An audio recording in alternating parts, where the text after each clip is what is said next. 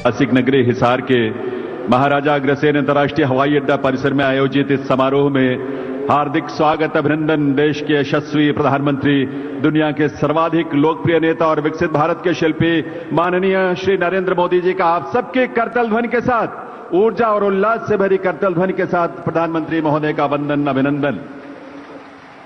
इस अवसर पर मंच पर गरिमामयी उपस्थिति है हरियाणा के माननीय मुख्यमंत्री श्री नायब सिंह सैनी जी का, उनका भी हार्दिक स्वागत अभिनंदन है।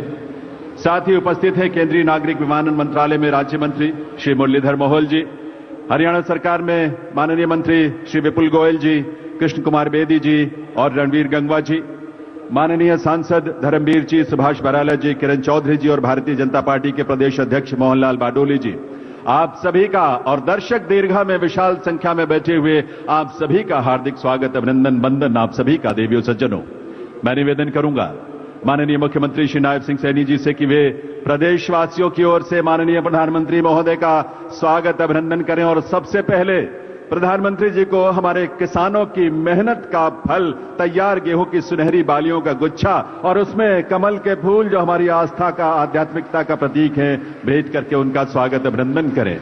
मुख्यमंत्री महोदय से मैं पुनः निवेदन करूंगा, अब माननीय प्रधानमंत्री महोदय को पगड़ी और शॉल भेंट कर उनका अभिनंदन करें आपके करतल ध्वनि के साथ। हरियाणा की यह पगड़ी अतिथि के प्रति हमारे सर्वोच्च सम्मान का प्रतीक है देवियों सज्जनों, और हम सब उसी भाव के साथ प्रधानमंत्री महोदय का स्वागत अभिनंदन कर रहे हैं। और साथ ही शॉल जो मुख्यमंत्री महोदय भेंट करने जा रहे हैं प्रधानमंत्री महोदय को, वो शॉल हमारे प्रदेशवासियों की ओर से स्नेह, प्रधानमंत्री महोदय के प्रति कृतज्ञता का भाव, प्रधानमंत्री महोदय के प्रति उसकी अभिव्यक्ति। अब मैं निवेदन करूंगा भारतीय जनता पार्टी के प्रदेश अध्यक्ष मोहनलाल बाडोली जी से कि वे प्रधानमंत्री महोदय को बाबा साहेब की प्रतिमा भेंट करें। करतल ध्वनि, तालियों की आवाज तो आप सबकी तरफ से आते रहनी चाहिए। और अब अनुरोध हरियाणा सरकार में सामाजिक न्याय और अधिकारिता मंत्री श्री कृष्ण कुमार बेदी जी से, वे प्रधानमंत्री महोदय को एक स्मृति चिन्ह भेंट करें। ये स्मृति चिन्ह नॉन स्टॉप हरियाणा के नित नए संकल्पों को पूरा करने का भाव अभिव्यक्त करता है। देवियों सज्जनों, बहुत बहुत वंदन अभिनंदन माननीय प्रधानमंत्री श्री नरेंद्र मोदी जी का। मैं अब निवेदन करूंगा माननीय मुख्यमंत्री हरियाणा श्री नायब सिंह सैनी जी से कि वे प्रदेशवासियों की ओर से माननीय प्रधानमंत्री महोदय के स्वागत के साथ साथ अपने संबोधन के लिए पधारें। माननीय मुख्यमंत्री हरियाणा श्री नायब सिंह सैनी जी।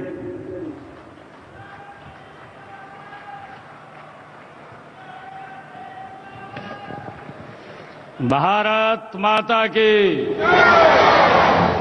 भारत माता की।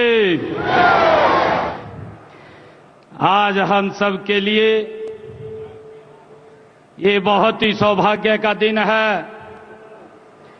दुनिया के सबसे लोकप्रिय नेता, भारत के यशस्वी प्रधानमंत्री आदरणीय नरेंद्र मोदी जी आज हरियाणा को विकसित हरियाणा बनाने के लिए आज हरियाणा में पधारे हैं। मैं हरियाणा की 2,80,00,000 लोगों की तरफ से आदरणीय नरेंद्र मोदी जी का स्वागत करता हूं, उनका धन्यवाद करता हूं। माननीय प्रधानमंत्री जी, महाराजा अग्रसेन जी की इस पावन धरा और वीर भूमि हरियाणा में पधारने पर मैं अपने सभी हरियाणा परिवारजनों की ओर से आपका हार्दिक स्वागत करता हूं, अभिनंदन करता हूं और आपको हरियाणा की ऐतिहासिक जीत की बधाई देता हूं। आपको राम राम करता हूं। आदरणीय प्रधानमंत्री जी, यह वही हिसार है जहां की मिट्टी के मेहनत की खुशबू उठती है, जहां पशुधन की समृद्धि गूंजती है, जहां के सैनिकों ने हमेशा हंसकर देश के लिए कुर्बानियां दी हैं।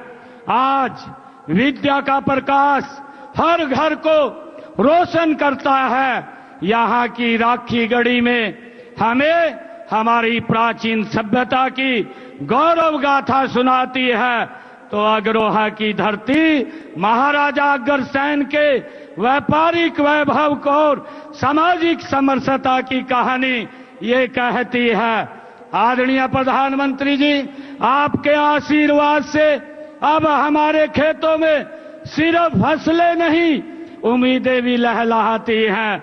आपके आगमन से यह ऐतिहासिक धरा विकास के सुनहरे पथ पर दौड़ पड़ी है। हिसार की हवा आज एक नया जोश है, एक नई चमक है। माननीय प्रधानमंत्री जी, आज भारतीय संविधान के शिल्पी भारत रत्न डॉक्टर साहेब भीमराव अंबेडकर जी की 135वीं जयंती है। मैं उन्हें सत सत नमन करता हूं और समूचे प्रदेश को उनकी जयंती की हार्दिक बधाई और शुभकामनाएं देता हूं। मुझे खुशी है आदरणीय प्रधानमंत्री जी, आज 14 अप्रैल का यह दिन हम सब के लिए बड़ा ही ऐतिहासिक है। आज हम सब उस क्षण के साक्षी बन रहे हैं जब इस पावन भूमि पर नवनिर्मित महाराजा अग्रसेन हवाई अड्डे से भगवान श्री राम की नगरी अयोध्या में महर्षि वाल्मीकि अंतर्राष्ट्रीय हवाई अड्डे तक हवाई उड़ानों का शुभारंभ हो रहा है। और साथ ही हरियाणा के इस पहले एयरपोर्ट के टर्मिनल के भवन का भी आपके कर कमलों द्वारा आज शिलान्यास हो रहा है।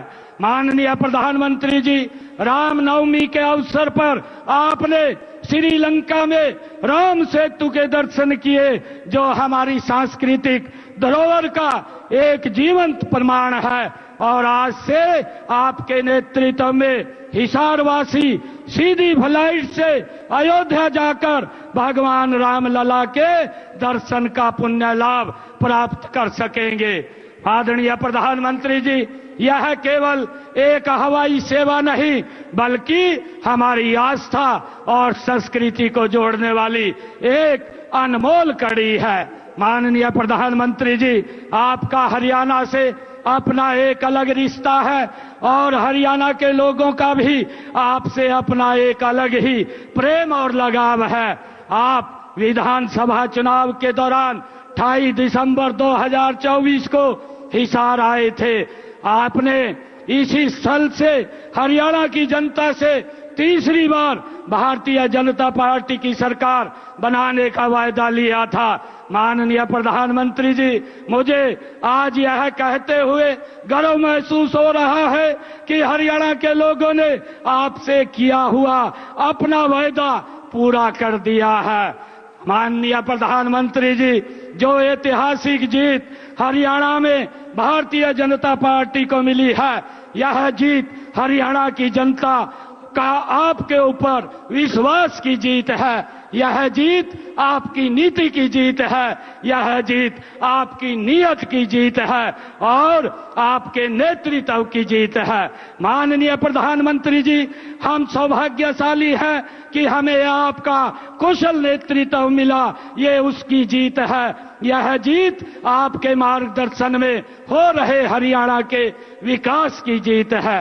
माननीय प्रधानमंत्री जी, मुझे आज आपको यह बताते हुए खुशी हो रही है कि तीसरी पारी के 100 दिनों के अंदर अंदर ही हमने अपने संकल्प पत्र के 19 वायदे पूरे किए हैं। 90 वायदों पर काम शुरू हो चुका है और बाकी सभी भी तेज गति से काम हो रहा है।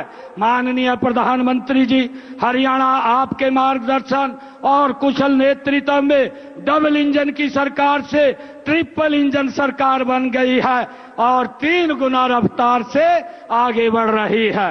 माननीय प्रधानमंत्री जी, हमने अपनी माताओं बहनों से लाडो लक्ष्मी योजना की शुरुआत का वायदा किया था। मुझे बताते हुए खुशी हो रही है कि हमने पहले ही बजट में हमने इस योजना के लिए 5,000 करोड़ रुपए का प्रावधान कर दिया है। माननीय प्रधानमंत्री जी, जब आप 28 सितंबर 2024 को इसी सभा स्थल पर हिसार आए थे। तब एक वादा मैंने पूरे हरियाणा की ओर से आपको किया था, और वह था कि हरियाणा में तीसरी बार भारतीय जनता पार्टी की सरकार बनते ही हम आपको हिसार एयरपोर्ट के उद्घाटन के लिए बुलाएंगे। और आपने भी वायदा किया था और गारंटी भी दी थी कि सरकार बनते ही एयरपोर्ट के काम में गति भी आएगी और इसका उद्घाटन करने भी आएंगे। माननीय प्रधानमंत्री जी, मुझे खुशी है कि आज यह दोनों वायदे भी पूरे हो गए हैं। माननीय प्रधानमंत्री जी, आजादी के इतने वर्षों बाद भी देश के कई हिस्सों में हवाई संपर्क न होने से आम व्यक्ति के लिए हवाई यात्रा करना एक हवाई सपना ही था। हर देशवासी की इस सपने को साकार करने का काम माननीय प्रधानमंत्री श्री नरेंद्र मोदी जी ने आपने उड़ान योजना की शुरुआत करके किया। माननीय प्रधानमंत्री जी, आज यहाँ आपके कर कमलों द्वारा एयरपोर्ट के दूसरे टर्मिनल के भवन का शिलान्यास भी हो रहा है और यहाँ से अयोध्या, जम्मू, अहमदाबाद, जयपुर और चंडीगढ़ के लिए लगातार हवाई उड़ानों का क्रम भी शुरू हो जाएगा। इसका लाभ हरियाणा के साथ साथ पंजाब, राजस्थान के लोगों को भी मिलेगा। प्रदेश का पहला एयरपोर्ट आपके आशीर्वाद से मिला है, इसके लिए आपका बहुत बहुत धन्यवाद करता हूं। माननीय प्रधानमंत्री जी, हरियाणा अगर आज 3 गुना रफ्तार से आगे बढ़ रहा है तो इसका कारण आप हैं, आपका नेतृत्व है, आपका मार्गदर्शन है, आपकी सोच है और आपका विजन है। माननीय प्रधानमंत्री जी, आज आपके कर कमलों से हरियाणा की एक नई दिशा, नई उड़ान और नए युग का आरंभ हो रहा है। माननीय प्रधानमंत्री जी, मैं आपको हरियाणा के 2 करोड़ 80 लाख लोगों की ओर से ये विश्वास दिलाता हूं कि आपके विकसित भारत के सपने को पूरा करने में हरियाणा का स्थान और हरियाणा का योगदान दोनों अग्रणी रहेंगे। मैं एक बार फिर पूरे धाकड़ हरियाणा की ओर से देश के धाकड़ प्रधानमंत्री जी का इस पवित्र भूमि पर स्वागत करता हूं, अभिनंदन करता हूं, धन्यवाद करता हूं। जय हिंद, जय भारत, जय भारत मां।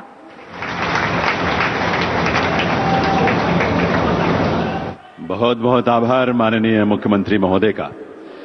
दिव्य सज्जनों, अब समय है हमारे संकल्पों की उड़ान का। आज यहां माननीय प्रधानमंत्री महोदय महाराजा अग्रसेन अंतर्राष्ट्रीय हवाई अड्डे के दूसरे टर्मिनल के निर्माण कार्य की शिला पट्टिका का अनावरण करेंगे पहले, और फिर हिसार हवाई अड्डे से पहली व्यावसायिक उड़ान का भी शुभारंभ करेंगे। मैं निवेदन करूंगा माननीय प्रधानमंत्री महोदय से कि वे पहले रिमोट का बटन दबाकर महाराजा अग्रसेन अंतर्राष्ट्रीय हवाई अड्डे के दूसरे टर्मिनल के निर्माण की शिला पट्टिका का अनावरण करने की कृपा करें।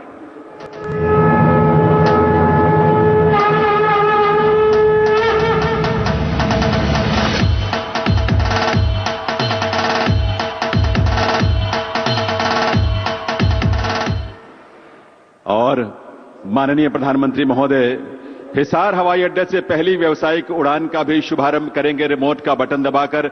एक बार पुनः उनसे निवेदन है कि वे रिमोट का बटन दबाकर इसका शुभारंभ करें। माननीय प्रधानमंत्री महोदय।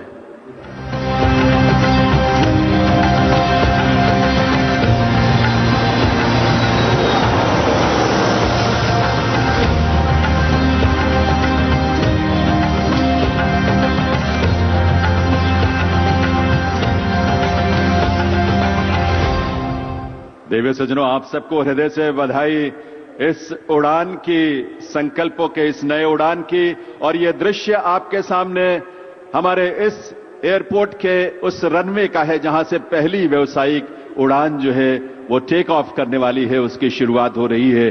और ये सजीव दृश्य आप देख पा रहे हैं और वो विमान भी आप देख पा रहे हैं जो यहां से उड़ान भरकर प्रभु श्री राम की नगरी यहां से प्रस्थान करेगी। महर्षि वाल्मीकि अंतर्राष्ट्रीय हवाई अड्डा अयोध्या धाम के लिए जो रवाना हो रही है करतल ध्वनि के साथ, आइए अपनी शुभकामनाएं दें और अपनी तरफ से बधाई भी सभी प्रदेशवासियों को, देश के लोगों को। ये उड़ान जो आपके सामने अब एक नए संकल्प के साथ आसमान छूने के लिए, आसमान की ऊंचाइयों को छूने के लिए आगे बढ़ चुकी है। बहुत बहुत आभार माननीय प्रधानमंत्री का इस उड़ान के लिए, इस सौगात के लिए। आज के एक शुरुआत है जो भविष्य में और भी विस्तार पाएगा। संकल्पों की इस उड़ान पर आधारित एक फिल्म हमने तैयार की है जिसमें हिसार के इस महाराजा अग्रसेन अंतर्राष्ट्रीय हवाई अड्डे के नए स्वरूप की झलक आपको नजर आएगी। आइए देखते हैं ये फिल्म। हरियाणा का दिल हिसार, जहां इतिहास की गूंज हवाओं में तैरती है और भविष्य की उड़ान तैयार है। प्रधानमंत्री श्री नरेंद्र मोदी जी की गति शक्ति योजना के तहत हिसार अब हवाई नक्शे पर नई ऊंचाइयां छुएगा। आज माननीय प्रधानमंत्री जी ने महाराजा अग्रसेन हवाई अड्डे से अयोध्या के लिए पहली उड़ान को अपने शुभ कर कमलों से रवाना किया और टर्मिनल 2 के निर्माण की आधारशिला भी रखी, जिस पर लगभग 486 करोड़ रुपए खर्च होंगे। हरियाणा सरकार के सहयोग से बना ये एयरपोर्ट न केवल क्षेत्रीय विकास और रोजगार का द्वार खोलेगा, बल्कि देश के प्रमुख शहरों से सीधी हवाई कनेक्टिविटी भी सुनिश्चित करेगा। 7200 एकड़ में फैले इस इंटीग्रेटेड एविएशन हब में 4200 एकड़ पर एयरपोर्ट और 3000 एकड़ पर एविएशन हब विकसित हो रहा है। 3000 मीटर लंबा रनवे हर मौसम और हर समय उड़ानों के लिए तैयार है। ATR 72 से लेकर एयरबस 320 तक की उड़ानों के संचालन के लिए भी सक्षम। हरियाणा का ये एयरपोर्ट हर साल 21 लाख यात्रियों को संभाल सकेगा। शुरुआती उड़ानों में अयोध्या, जम्मू, जयपुर, अहमदाबाद और चंडीगढ़ को जोड़ा जा रहा है। व्यापार, पर्यटन और औद्योगिक विकास को नई रफ्तार देने के लिए हिसार हवाई अड्डा, जहां सपनों की डोर अब सीधे जुड़ती है आसमान से। आप सबकी करतल ध्वनि के साथ आइए इस अवसर को हम मिलकर मनाएं उत्साह से, जहां ये सौगात आज हम सबको मिली है प्रधानमंत्री महोदय के करकमलों से। देवी सज्जनों, माननीय प्रधानमंत्री महोदय की प्रेरणा और उनके मार्गदर्शन में हरियाणा प्रदेश ने बीते 10 वर्षों में विकास और सुशासन के नए प्रतिमान स्थापित किए हैं। 10 वर्षों की इस यात्रा पर आधारित एक लघु फिल्म है जो हमने तैयार की है। आइए देखते हैं ये फिल्म। 2014 देश ने एक बड़ा बदलाव देखा। मैं नरेंद्र दामोदर दास मोदी प्रधानमंत्री नरेंद्र मोदी जी ने देश की कमान संभाली और अपने कड़े और बड़े फैसलों से देश को एक नई दिशा दी। पर हरियाणा में भी था भेदभाव, क्षेत्रवाद का बोलबाला। अगर पारदर्शिता भी थी तो सिर्फ बातों और दावों में। ऐसे कठिन समय में हरियाणा ने मोदी जी का साथ चुना और फिर हुआ हरियाणा में एक नए दौर का उदय। हरियाणा अद्भुत संभावनाओं का राज्य है। डबल इंजन सरकार आपके लिए विकसित हरियाणा बनाने में जुटी है। मोदी जी के इस विजन को मिशन बनाया हरियाणा सरकार ने। राज्य की नीतियां, निर्णय और सरकार द्वारा लोगों के लिए प्रयास सुशासन की डोर में बंधे। अंतिम छोर तक हरियाणा सरकार पहुंची। ध्येय सिर्फ सेवा रहा और मिशन विकास। आदरणीय प्रधानमंत्री नरेंद्र मोदी जी का जो शब्द है, सबका साथ, सबका विकास और सबका प्रयास, उसको लेकर के हमारी सरकार निरंतर काम कर रही है। हरियाणा ने लोगों को गरीबी से बाहर लाने का संकल्प सिर्फ कागजों पर नहीं, जमीन पर उतारा। और जहां एक ओर हरियाणा देश का पहला राज्य बना जिसने गरीबी रेखा की आय सीमा को बढ़ाकर 1,80,000 रुपए कर दिया, वहीं दूसरी ओर पारदर्शिता, विश्वास और निष्पक्षता, इन नीतियों ने नए हरियाणा की नींव रखी। आज 60 विभागों की 819 सेवाएं ऑनलाइन मिल रही हैं। साथ ही हरियाणा परिवार पहचान पत्र जारी करने वाला देश का पहला राज्य है। इससे 52 लाख परिवारों को योजनाओं का लाभ मिल रहा है और वो भी घर बैठे। पिछले 10 वर्षों में हरियाणा ने कई बड़ी उपलब्धियां हासिल की हैं, जिससे हरियाणा बना पढ़ी लिखी पंचायतों वाला देश का सबसे पहला राज्य। हरियाणा ने पंचायतों में महिलाओं की 50% भागीदारी सुनिश्चित की। इसके अलावा हरियाणा कर्मचारियों के लिए ऑनलाइन ट्रांसफर नीति वाला देश का पहला राज्य बना। ट्रांसफर पोस्टिंग का खेल नहीं चलता और अब सरकार नागरिकों के दरवाजे पर आ गई है। लंबी कतारों और परेशानी से जनता को छुटकारा मिला है। सामाजिक सुरक्षा पेंशन जो कि 2014 में 1,000 रुपए थी, उसे बढ़ाकर 3,000 रुपए करने वाला पहला राज्य भी बन गया है हरियाणा। किसानों को सही समय पर भुगतान की चुनौती से निपटने के लिए हरियाणा सरकार ने शुरू किया मेरी फसल मेरा ब्यौरा पोर्टल। अब फसल बेचने के 48 घंटों के भीतर किसान को मिलता है पूरा भुगतान सीधे खाते में। डीबीटी के माध्यम से सीधे 12 लाख किसानों के खाते में फसल खरीद के 1,25,000 करोड़ रुपए पहुंचे हैं। इतना ही नहीं, 45 लाख परिवारों को चिरायु योजना से सालाना 5 लाख रुपए तक का मुफ्त इलाज भी उपलब्ध है। हरियाणा ने 1,20,00,000 से ज्यादा चिरायु आयुष्मान कार्ड बनाए ताकि अब बीमारी से किसी पर कोई बोझ न आए।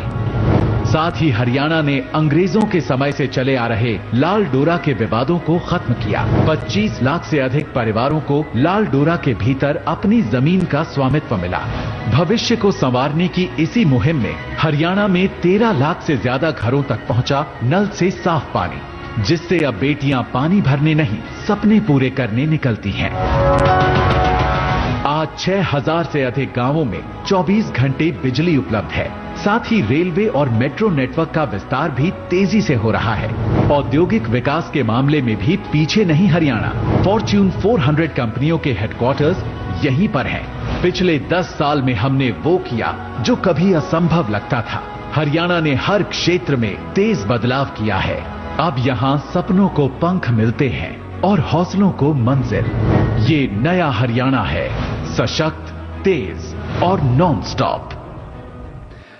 एक बार आपकी करतल ध्वनि की गूंज जरूर सुनाई देनी चाहिए, क्योंकि ये नया हरियाणा है, नॉन स्टॉप हरियाणा है। देवियों सज्जनों, स्वतंत्र भारत के इतिहास में वर्ष 2014 आप सब इस बात को गहरे से महसूस करते हैं, एक नए युग के प्रवर्तन का वर्ष था, जब माननीय प्रधानमंत्री श्री नरेंद्र मोदी ने देश का नेतृत्व संभाला और बाबा साहेब के चिंतन और उनकी विरासत को समावेशी भारत, विकसित भारत के निर्माण का आधार बनाया। सबका साथ, सबका विकास बाबा साहेब के उसी चिंतन का विस्तार है। आइए देवियों सज्जनों, आप सबके करतल ध्वनि के साथ निवेदन करें ऐसे युग दृष्टा प्रधानमंत्री श्री नरेंद्र मोदी जी से वे अपने संबोधन के लिए पधारें, हम सबका मार्गदर्शन करें, हम सबको शुभकामना, अपना शुभ संदेश दें। माननीय प्रधानमंत्री महोदय।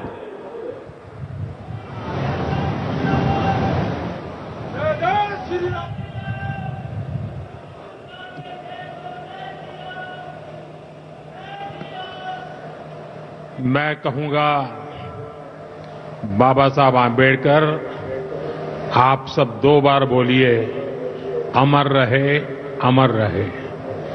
बाबा साहब आंबेडकर, बाबा साहब आंबेडकर, बाबा साहब आंबेडकर। हरियाणा के मुख्यमंत्री श्रीमान नायब सिंह सैनी जी, केंद्रीय मंत्रिमंडल के मेरे साथी श्रीमान मुरलीधर मोहोल जी, हरियाणा सरकार के सभी मंत्रीगण, सांसद और विधायकगण,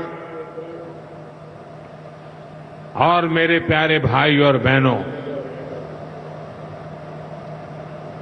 मारे हरियाणा के धाकड़ लोगों ने राम राम।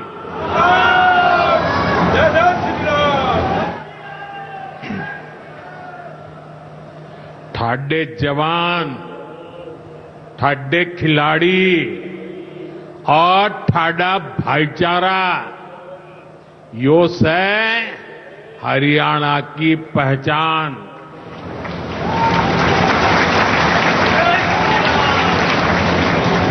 लावणी के इस अति व्यस्त समय में आप इतनी विशाल संख्या में हमें आशीर्वाद देने पहुंचे हैं। मैं आप सभी जनता जनार्दन का अभिनंदन करता हूं। गुरु जंबेश्वर महाराजा अग्रसेन और अग्रोहा धाम को भी श्रद्धापूर्वक नमन करता हूं। साथियों, हरियाणा से, हिसार से मेरी कितनी ही यादें जुड़ी हुई है। जब भारतीय जनता पार्टी ने मुझे हरियाणा की जिम्मेदारी दी थी तो यहां अनेक साथियों के साथ मैंने लंबे समय तक मिलकर काम किया था। इन सभी साथियों के परिश्रम ने भारतीय जनता पार्टी की हरियाणा में नींव को मजबूत किया है और आज मुझे ये देखकर गर्व होता है कि भाजपा विकसित हरियाणा, विकसित भारत के लक्ष्य को लेकर पूरी गंभीरता से काम कर रहा है। साथियों, आज का दिन हम सभी के लिए, पूरे देश के लिए और खास करके दलित, पीड़ित, वंचित, शोषित उन सब के लिए बहुत महत्वपूर्ण दिवस है। उनके जीवन में तो दूसरी दिवाली होती है। आज संविधान निर्माता बाबा साहब आंबेडकर की जयंती है। उनका जीवन, उनका संघर्ष, उनका जीवन संदेश हमारी सरकार की 11 साल की यात्रा का प्रेरणा स्तंभ बना है। हर दिन, हर फैसला, हर नीति बाबा साहब आंबेडकर को समर्पित है।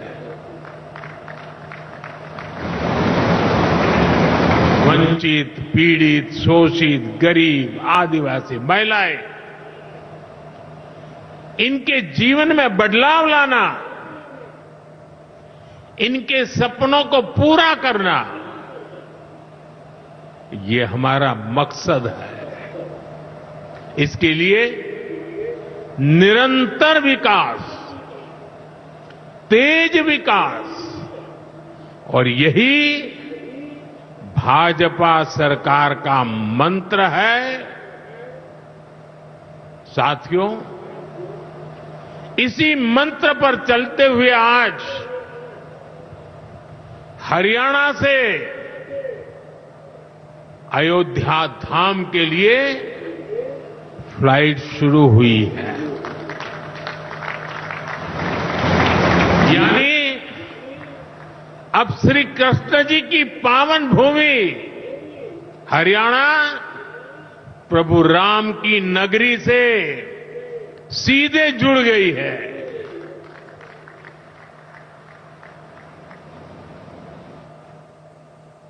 अग्रसेन हवाई अड्डे से वाल्मीकि हवाई अड्डे आज सीधी उड़ान भरी जा रही है। बहुत जल्द यहां से दूसरे शहरों के लिए भी उड़ानें शुरू होगी। आज हिसार एयरपोर्ट की नई टर्मिनल बिल्डिंग का शिलान्यास भी हुआ है। ये शुरुआत हरियाणा की आकांक्षाओं को एक नई ऊंचाई पर पहुंचाने की उड़ान है। मैं हरियाणा के लोगों को इस नई शुरुआत के लिए ढेर सारी बधाई देता हूं। साथियों, मेरा आपसे वादा रहा है, हवाई चप्पल पहनने वाला भी हवाई जहाज में उड़ेगा।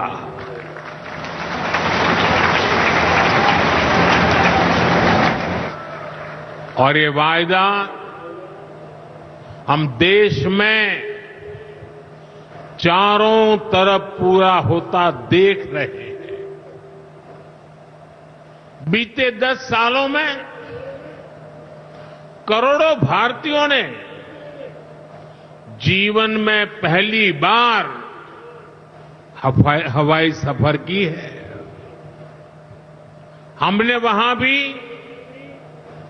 नए एयरपोर्ट बनाए जहां कभी अच्छे रेलवे स्टेशन तक नहीं थे। 2014 से पहले देश में 74 एयरपोर्ट थे। सोचिए, 70 साल में 74। आज देश में एयरपोर्ट की संख्या 150 के पार हो गई है।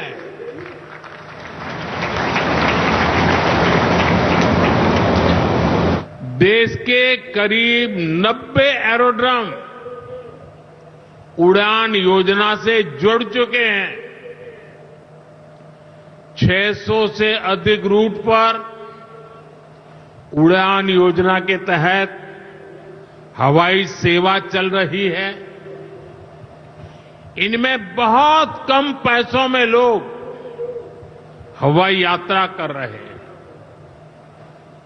और इसलिए आज हर साल हवाई यात्रा करने वालों का नया रिकॉर्ड बन रहा है। हमारी एयरलाइन कंपनियों ने भी रिकॉर्ड संख्या में 2000 नए जहाजों का, हवाई जहाजों का ऑर्डर दिया है। और जितने नए जहाज आएंगे उतनी ही ज्यादा नौकरियां पायलट के रूप में हो, एयर होस्टेस के रूप में हो, सैकड़ों नई सेवाएं भी होती है। एक जगह हवाई जहाज चलता है तब ग्राउंड स्टाफ होता है, न जाने कितने काम होते हैं। ऐसी अनेक सेवाओं के लिए नौजवानों को रोजगार के अवसर मिलेंगे। इतना ही नहीं, हवाई जहाज के मेंटेनेंस से जुड़ा एक बड़ा सेक्टर भी अनगिनत रोजगार बनाएगा। हिसार का ये एयरपोर्ट भी हरियाणा के नौजवानों के सपनों को नई ऊंचाई देगा। साथियों, हमारी सरकार एक तरफ कनेक्टिविटी पर बल दे रही है, दूसरी तरफ गरीब कल्याण और सामाजिक न्याय भी सुनिश्चित कर रही है। और यही तो बाबा साहब आम्बेडकर का सपना था। हमारे संविधान निर्माताओं की यही आकांक्षा थी। देश के लिए मरने मिटने वालों का भी यही सपना था। लेकिन हमें ये कभी भूलना नहीं है कि कांग्रेस ने बाबा साहब आम्बेडकर के साथ क्या किया। जब तक बाबा साहब जीवित थे, कांग्रेस ने उन्हें अपमानित किया। दो बार उन्हें चुनाव हरवाया। कांग्रेस की पूरी सरकार उनको उखाड़ फेंकने में लगी थी। उनको सिस्टम से बाहर रखने की साजिश की गई। जब बाबा साहब हमारे बीच नहीं रहे तो कांग्रेस ने उनकी याद तक मिटाने की कोशिश की। कांग्रेस ने बाबा साहब के विचारों को भी हमेशा के लिए खत्म कर देना चाहा। डॉक्टर अंबेडकर संविधान के संरक्षक थे। कांग्रेस संविधान की भक्षक बन गई है। डॉक्टर अंबेडकर समानता लाना चाहते थे, लेकिन कांग्रेस ने देश में वोट बैंक का वायरस फैला दिया। साथियों, बाबा साहब चाहते थे कि हर गरीब, हर वंचित गरिमा से जी सके, सर ऊंचा करके जिए, वो भी सपने देखें, अपने सपने पूरे कर सके। लेकिन कांग्रेस ने एससी, एसटी, ओबीसी को सेकंड क्लास सिटीजन बना दिया। कांग्रेस के लंबे शासनकाल में कांग्रेस के नेताओं के घर में स्विमिंग पूल तक पानी पहुंच गया, लेकिन गांव में नल से जल नहीं पहुंचा। आजादी के 70 साल बाद भी गांवों में सिर्फ 16% घरों में नल से जल आता था। सोचिए, 100 घर में से 16 घर में। इससे सबसे ज्यादा प्रभावित कौन थे? इससे एससी, एसटी, ओबीसी सबसे ज्यादा प्रभावित थे। अरे उनकी इतनी ही चिंता थी, आज जो गली गली में जाके भाषण झाड़ रहे हैं, अरे कम से कम मेरे एससी, एसटी, ओबीसी भाइयों के घर तक अरे पानी तो पहुंचा देते। हमारी सरकार ने 6-7 साल में 12 करोड़ से ज्यादा ग्रामीण घरों में नल कनेक्शन दिए हैं। आज गांव के 80% घरों में, यानी पहले 100 में से 16, आज 100 में से 80 घरों में नल से जल आता है। और बाबा साहब का आशीर्वाद है, हम हर घर तक नल से जल पहुंचाएंगे। शौचालय के अभाव में भी सबसे बुरी स्थिति एससी, एसटी, ओबीसी समाज की ही थी। हमारी सरकार ने 11 करोड़ से ज्यादा शौचालय बनवाकर वंचितों को गरिमा का जीवन दिया है। साथियों, कांग्रेस के जमाने में एससी, एसटी, ओबीसी के लिए बैंक का दरवाजा तक नहीं खुलता था। बीमा, लोन, मदद, ये सारी बातें सब सपना था। लेकिन अब जनधन खातों के सबसे बड़े लाभार्थी मेरे एससी, एसटी, ओबीसी के भाई बहन हैं।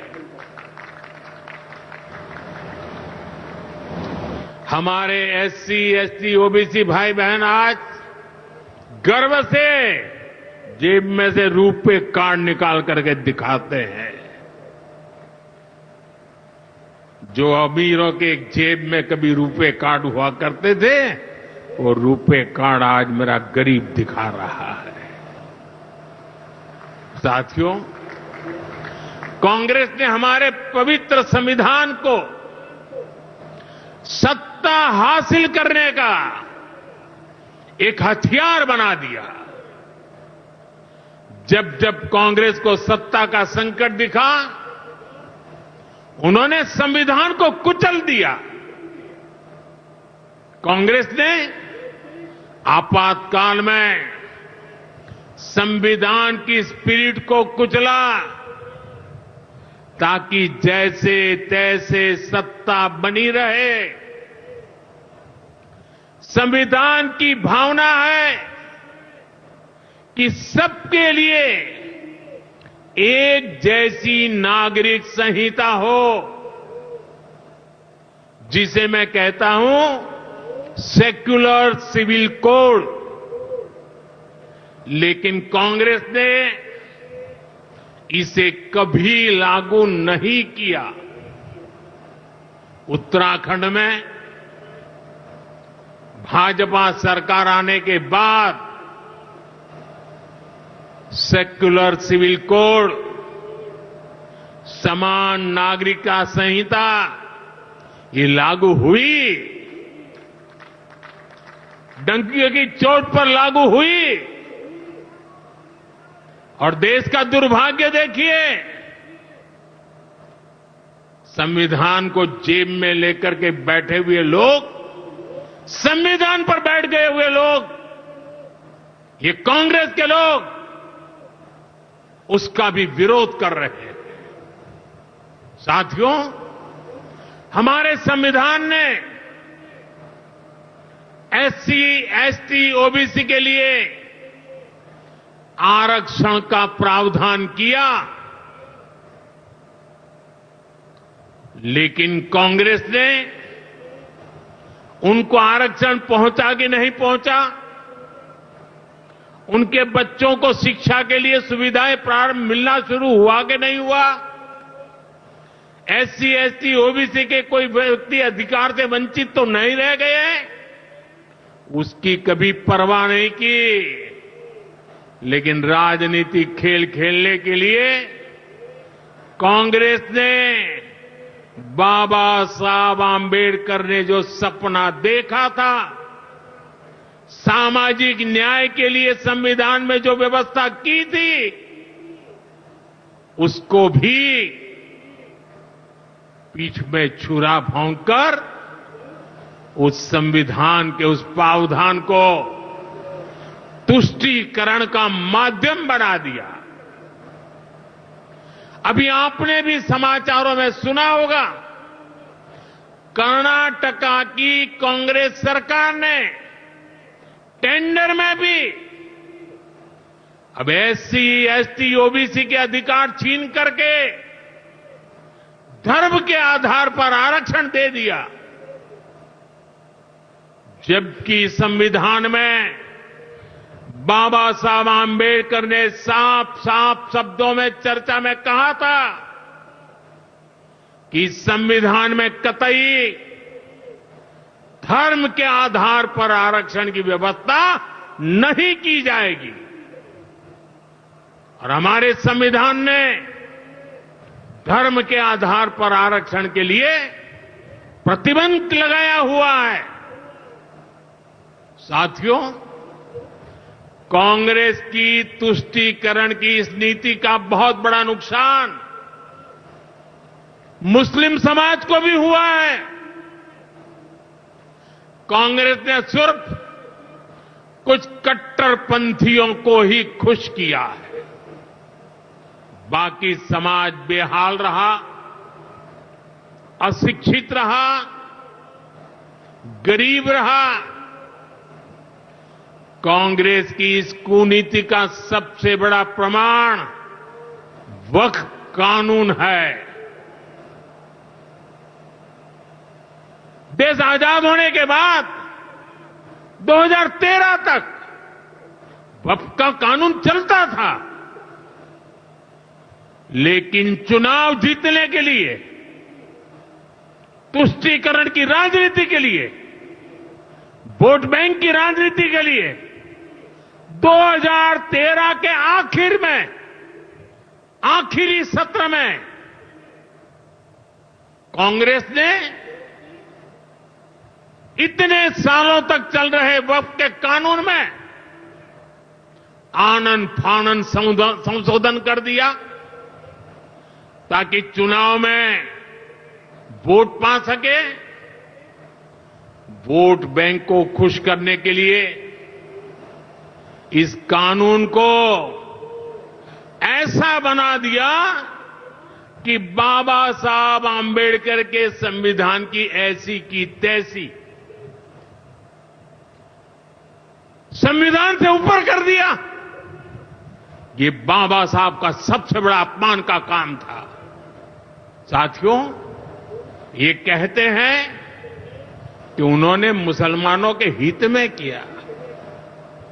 मैं जरा ऐसे सभियों से पूछना चाहता हूं, वोट बैंक के भूखे इन राजनेताओं से कहना चाहता हूं, अगर सच्चे अर्थ से आपके दिल में मुसलमानों के लिए थोड़ी भी हमदर्दी है तो कांग्रेस पार्टी अपने पार्टी के अध्यक्ष मुसलमान को बनाए। क्यों नहीं बनाते भाई? संसद में टिकट देते हैं, 50% मुसलमानों को दो, जीत करके आएंगे तो अपनी बात बताएंगे। लेकिन ये नहीं करना है। कांग्रेस में तो कुछ नहीं देना है। देश के नागरिकों के अधिकारों को छीनना और देना,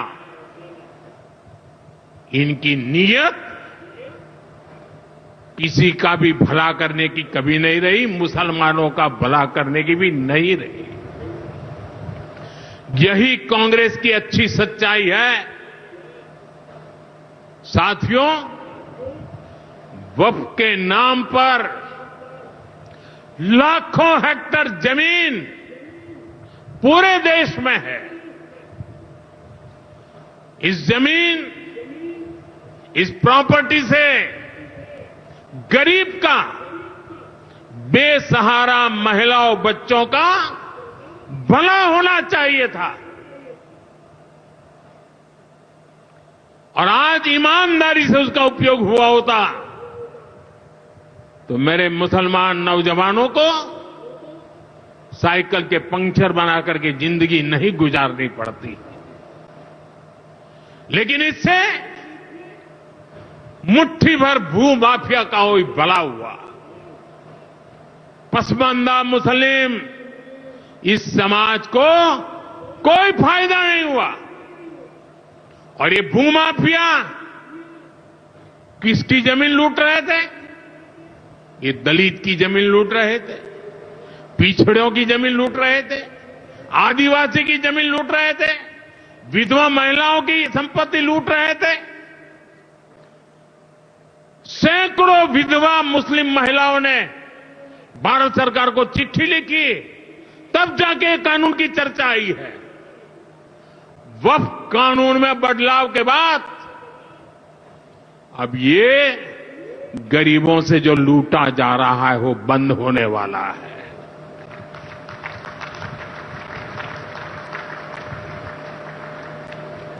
और सबसे बड़ी बात, हमने एक बहुत बड़ा जिम्मेदारीपूर्ण महत्वपूर्ण काम किया है। हमने इस वक्फ कानून में एक और प्रावधान किया है। अब नए कानून के तहत, वक्फ के कानून के तहत किसी भी आदिवासी की जमीन को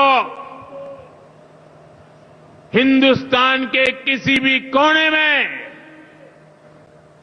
आदिवासी की जमीन को, उसके घर को, उसकी संपत्ति को एक वक्फ बोर्ड हाथ भी नहीं लगा पाएगा। ये आदिवासी के हितों की रक्षा करने का, संविधान की मर्यादाओं का पालन करने का हमने बहुत बड़ा काम किया है। नए प्रावधानों से वक्फ की भी पवित्र भावना का सम्मान होगा। मुस्लिम समाज के गरीब और पसमानदा परिवारों, मुस्लिम महिलाओं, खास करके मुस्लिम विधवाओं को, मुस्लिम बच्चों को उनका हक भी मिलेगा और भविष्य में उनका हक सुरक्षित रहेगा। और यही तो बाबा साहब आंबेडकर ने संविधान के स्पिरिट में हमें काम दिया हुआ है। यही असल स्पिरिट है, यही असली सामाजिक न्याय है। साथियों, हमारी सरकार ने 2014 के बाद बाबा साहब आंबेडकर की प्रेरणा को आने वाली पीढ़ियों तक पहुंचाने के लिए अनेक महत्वपूर्ण कदम उठाए। बाबा साहब देश और दुनिया में जहां जहां रहे, वे सभी स्थान उपेक्षित थे। जो संविधान के नाम पर अपनी राजनीतिक रोटी सेकने के लिए निकले हैं, उन्होंने बाबा साहब से जुड़े हुए हर स्थान का अपमान किया, इसे इतिहास से मिटाने का प्रयास किया। स्थिति ये थी कि मुंबई के इंदु मिल में बाबा साहब आंबेडकर का स्मारक बनाने के लिए भी देश भर में लोगों को आंदोलन करने पड़े। हमारी सरकार ने आते ही इंदु मिल के साथ साथ बाबा साहब आंबेडकर की महू की जन्मभूमि हो, बाबा साहब आंबेडकर जी की लंदन की शिक्षा भूमि हो, दिल्ली में उनकी महापरिनिर्वाण स्थली हो, या फिर नागपुर की दीक्षा भूमि हो, हमने सभी का विकास किया। इनको पंच तीर्थ के रूप में विकसित किया है। मेरा सौभाग्य है कि कुछ दिन पहले ही मुझे दीक्षा भूमि में जाकर, नागपुर जाकर बाबा साहब को नमन करने का अवसर मिला। साथियों, कांग्रेस के लोग सामाजिक न्याय की बड़ी बड़ी बातें करते हैं, लेकिन हमें ये भी याद रखना है कि कांग्रेस ने बाबा साहब आंबेडकर और चौधरी चरण सिंह जी, इन दोनों महान सपूतों को भारत रत्न नहीं दिया था। बाबा साहब आम्बेडकर को भारत रत्न तब मिला जब केंद्र में भाजपा के समर्थन वाली सरकार बनी। वहीं हमें गर्व है कि भाजपा की ही सरकार ने चौधरी चरण सिंह जी को भी भारत रत्न दिया है। साथियों, सामाजिक न्याय के, गरीब कल्याण के पथ को हरियाणा की भाजपा सरकार भी निरंतर सशक्त कर रही है। सरकारी नौकरियां की भी हरियाणा में क्या हालत थी, आप सबको पता है। यूं किया करते, जे नौकरी लागनी है तो किसी नेता के गैल हो ले, और न तो रुपया ले आ, बापू की जमीन और मां के तो जेवर भी बिक जाया करते हैं। मुझे खुशी है कि नायब सिंह सैनी जी की सरकार ने कांग्रेस की इस बीमारी का इलाज कर दिया है।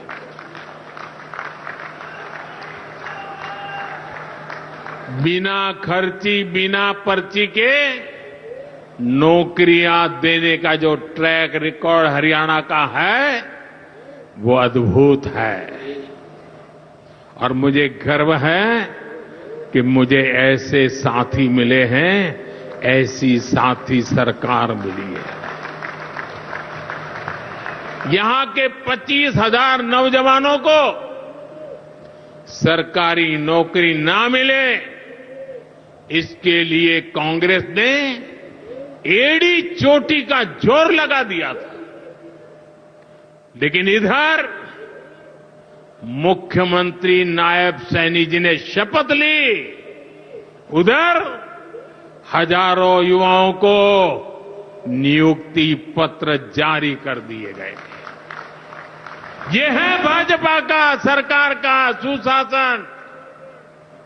और अच्छा ये है कि नायब सिंह सैनी जी की सरकार आने वाले वर्षों में हजारों नई नौकरियों का रोड मैप बना करके चल रही है।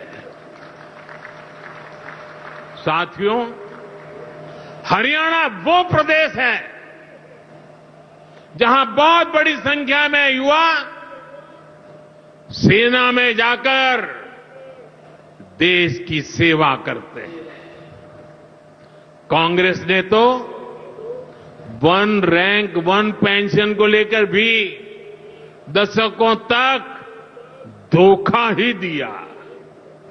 ये हमारी सरकार है जिसने वन रैंक वन पेंशन योजना लागू की। अब तक हरियाणा के पूर्व फौजियों को भी ओआरओपी के वन रैंक वन पेंशन के 13,500 करोड़ रुपए 13,500 करोड़ रुपए दिए जा चुके हैं। आपको याद होगा, इसी योजना पर झूठ बोलते हुए कांग्रेस सरकार ने पूरे देश के फौजियों के लिए सिर्फ 500 करोड़ रुपए का प्रावधान किया था। अब आप सोचिए, अकेले हरियाणा में 13,500 करोड़, और कहां 500 करोड़, कैसी आंख में धूल डालने की प्रवृत्ति थी। कांग्रेस किसी की सगी नहीं है, वो सिर्फ सत्ता की सगी है। वो न दलितों की सगी है, न पिछड़ों की सगी है, न मेरे देश की माता बहन बेटियों की सगी है, और न ही वो मेरे फौजियों की सगी है।